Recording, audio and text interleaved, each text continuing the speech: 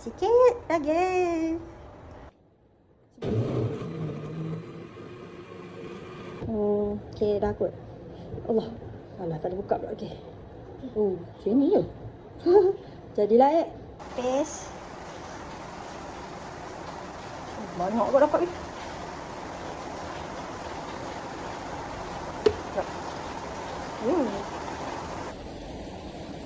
Sedapnya nak buat kek ke ni? Lagi sedap sangat. Tutup pakai aluminium foil. Lepas tu sekejap lagi nak kukus kat atas ni. Wow. Okay, simpan nanti ais. It looks cool. Okay. Shut up. Mana? Kita nak simpan dalam ais. Bau dia. Ni lepas tu dia suruh potong kan. Kalau tak jadi, mana buat kek Disha? Alah baker. Moment of truth. Tolong juga. Lala. Kita beli ni. Lala. Cik, what's happening? Wow. Oh, dah jatuh.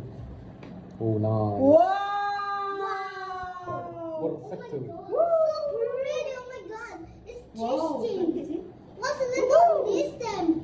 Memang dia. Wow, jelas. Oh my goodness. Happy birthday. Bagi siapa? Bagi siapa? Tak tahu lah. Kau tahu kan? Kita rasa. Oh, juga sih. Ni jiru. Jom. Bismillahirrahmanirrahim. Oh, I firm. want to taste it. What is taste? Allah. Kenapa? Macam tu lah. Wow. Wait, don't Okay, mind. mari kita rasa.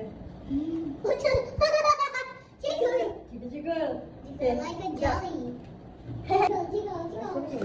Bismillahirrahmanirrahim. Una. Manis. Creamy ke? Una. Oh. I want to taste